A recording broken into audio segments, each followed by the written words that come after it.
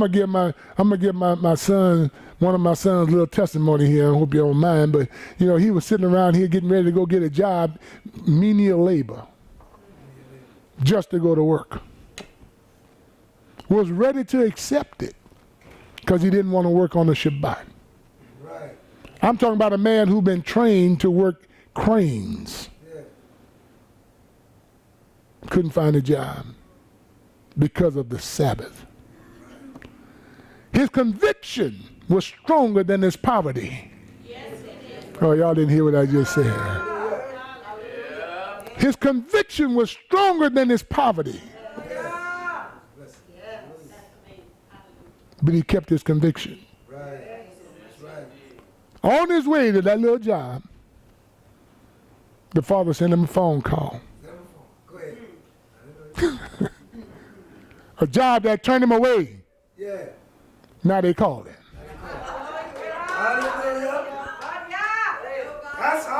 And it's not, let me put it this way, and it's not for menial labor. That's not right. And he don't have to work on the Sabbath. He planted a seed on that job. It took a time for it to ferment. It took a time for it to start growing. But the father was over there doing something. Somebody watered it. And all of a sudden that thing started bringing forth fruit.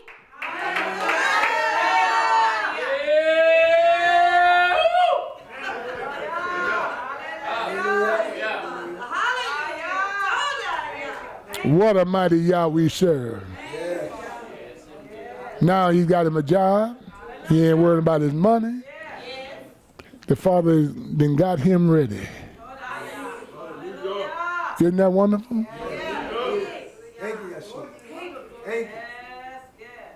My other son sitting here today, driving around in an old raggedy truck, talked about him like a dog. That's what I did. Every time I came home, get this junk out of my yard. Yeah, I talked about him like a dog. Every time I saw that piece of junk, all rusty and ugly. Everywhere you went, can't help you. But see, he didn't know behind the scenes. Somebody was saying, Father, that's the boy you gave me. Right. And I done trained him in your word. He might not be doing what he's supposed to do, but I need you to do something for him. To let him know that you're on his side. And let me know you're going to answer my prayer. Let him get that truck. Now, if you go outside and look at the truck he riding in, that's the Father. Oh, y'all. See, I'm telling y'all right now, we ain't shouting enough right now. See, we need to understand that the Father is moving and showing us why we need to change our lives. Come out of the world. What did the world do for you? How did the world help you? Hallelujah. Long as it wasn't in the world let you ride around so they can laugh at you. Look at it. Hallelujah. Working for UPS, riding in the junk like that. People talking about you. That's the ones out there in the world. But they got brothers and sisters in the congregation who was praying for you. That's right. Hallelujah. And you, my brother. I'm looking at y'all, but see, we got to understand the Father saying, I'm going to take them blinders off your eyes because I want you to see that you've been going in the wrong direction for too long. And I want you to change course and follow after my son. Yes, hallelujah. I got more blessings than you can shake a stick at. But the one I love the most is when he said, I'm going to give you pleasure forevermore. You know why I like that, Brother Shannon? Because I don't understand that. I don't understand that kind of pleasure. He talking about that going to last forever? I want that. Hallelujah. And I want that for my sons, and I want that for my daughters, and I want that for my family. I want all of us to get that good stuff that he has planned for us forever. How many of y'all want to taste it forever? Wait a minute. Y'all didn't do that right. I'm going to do it like this. I want everybody to shout loud as you can if you want to taste it forever. Hallelujah.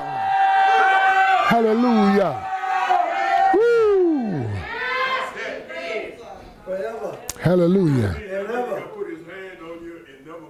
Never move it. See that little thing that makes me feel like I'm about to burst on the inside? I'm going to feel that to the fullness after a while. All of us. And it's going to be on us forever. Woo! Good gracious alive. Look what he said.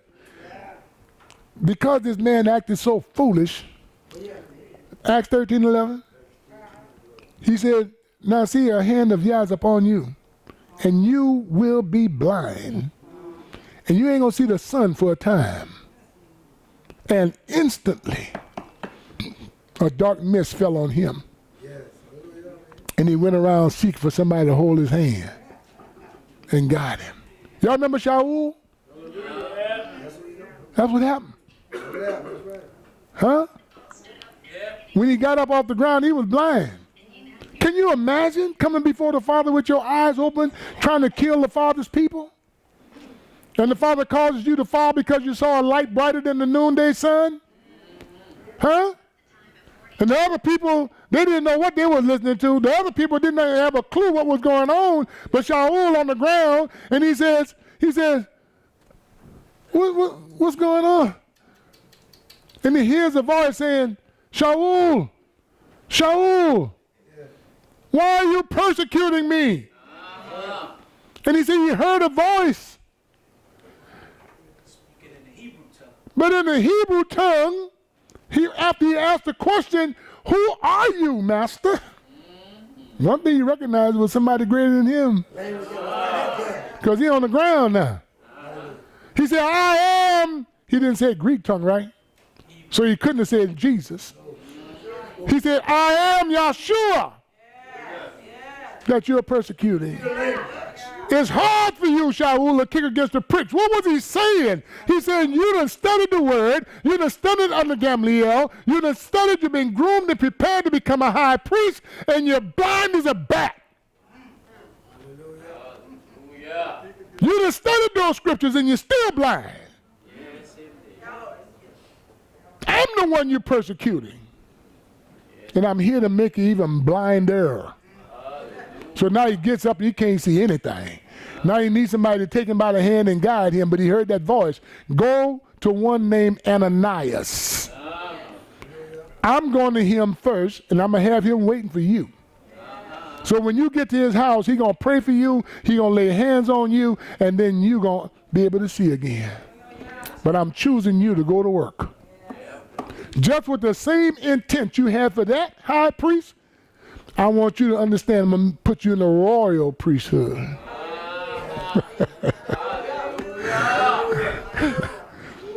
I got a place for you in my kingdom, but I got to blind you to yours. Come on, y'all hear what I'm saying?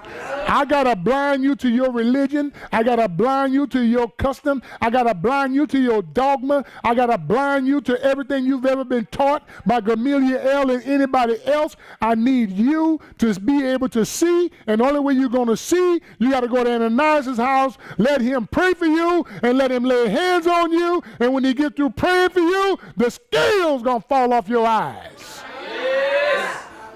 And that's why Shaul said, I'm forgetting everything that's behind me. I ain't reaching back for none of that. Matter of fact, I count all that I got from Gamaliel as dung for the excellency of Yahushua HaMashiach. Praise his name. In Acts chapter 9, verse number 17, Acts 9:17, and Hananiah went away and went into the house, and laying his hands on him, he said, Brother Shaul, the master Yahshua, who appeared to you on the way, in the path as you came, has sent me so that you might see again and be filled with the Ruach HaKodesh. And immediately, boy, I love that word there. I'm gonna do that sermon again. I got to do that sermon again. Immediately. We got so many things that happen immediately, we got to know about them. Because there were some things happening in our lives immediately too. Am I right about it? The scales fell from his eyes immediately. But let's, it's got some woes in this thing too, talking about blind people. Let's look at some of this. Let's go to Matthew Yahoo chapter 23. That's Matthew 23. Woe to you blind guides. Y'all see that? He's talking to preachers now. No, 23:16. You done jumped up there a little bit. Man, put that thing in reverse a little bit. Woe to you blind guys who say, whoever swears by the dwelling places, it does not matter. But whoever swears by the gold of the dwelling place is bound to by oath. In other words, they're greedy for what? Money. They want that money. So they're going to make it good for you to do that, what they want you to do, because it's going to be in their pockets. Verse 17 says, fools and blind, for which is greater, the gold or the dwelling place that gets the gold, set the gold apart? And whoever swears by the slaughter place, it does not matter. That's what you're telling people. But whoever swears by the gift that is on it, it's bound by oath. All the gifts, the lamb, the turtle dove, the pigeons, and the money, and the oil, and the wine, they're profiting from that. So they set that to look like the perfect thing you should be doing. He then who swears by the slaughter place swears by it and by all that is upon it. And he who swears by the dwelling place swears by it and by him who is dwelling in it. And he who swears by the heaven swears by the throne of Elohim and by him who is sitting upon it. Woe to you, scribes and Pharisees, you bunch of hypocrites! You tithe the mint and the anise and the cumin and have neglected the weightier matters of the Torah, the right ruling and the compassion and the belief, the faith. So you got to have that love in there, baby. You're neglecting that. That's why I know you're blind. You're neglecting me. Because 1 John 4:7-8 says, he that loveth not knoweth not Yah, because Almighty Yah is love. So if you're neglecting that, you're neglecting me. So I know you're blind. Because without me, you can do nothing. All that little self-work you're doing to accumulate money, you're going to lose all of that. All of it. See a little temple you're going in? It's coming down. You ain't going to have nothing when I get through with you. Yes, indeed. How many of y'all want out of that prophecy? I don't even want to get in there. He done brought me out. I ain't going back in that. Yes, we do. Hallelujah. Look, these need to have been done without neglecting the others. Blind guides, that's what he called them. You're blind guides. You're doing what? Straining at a gnat and swallowing a camel. Now to him, that was a joke. He was laughing at him. Woe to you, scribes and Pharisees, you bunch of hypocrites, because you clean the outside of the cup and dish, but inside they are filled with plunder and unrighteousness. Blind Pharisees, first clean the inside of the cup and dish so that the outside of them become clean too.